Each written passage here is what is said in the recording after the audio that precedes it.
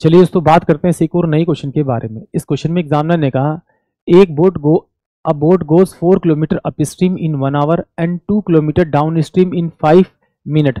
How long till it take to go 21 kilometre in still water. यानी कि examiner ने क्या कहा कि एक बोट जो है धारा के विरुद्ध 4 किलोमीटर जाती है 1 घंटे में और 2 किलोमीटर जाती है धारा के विपरीत 5 मिनट में।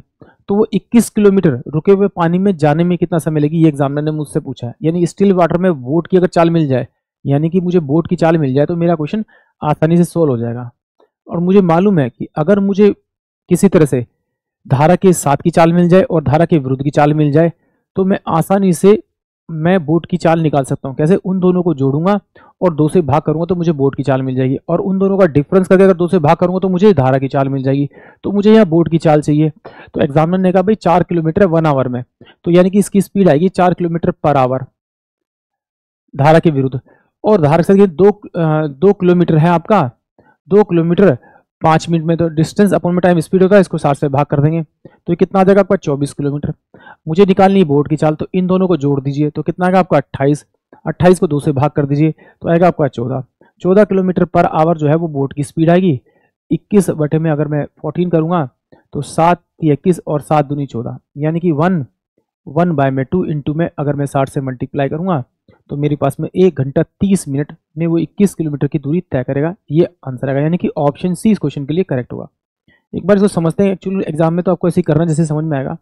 एग्जामिनर ने क्या कहा कि भाई एक बोट है, अप स्ट्रीम का मतलब होता है x माइनस का y। बोट की स्पीड हम मानते हैं x और धारा की स्पीड मानते हैं y।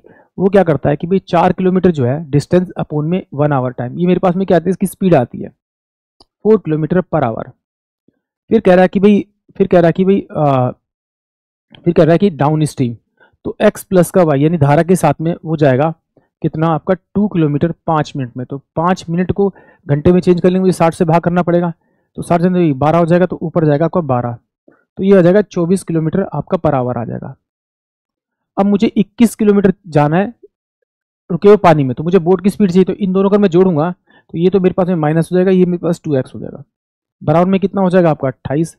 तो x की जो वैल्यू आएगी मेरे पास में वो कितनी आएगी आपकी 14 किलोमीटर पर आवर, यानी बोट की स्पीड आ गई। तो इससे आप इसे डिवाइड कर दीजिए, तो आपको जो आंसर आया मिलेगा ऑप्शन सी। आई होप आप सभी क्वेश्चन समझ में आया होगा।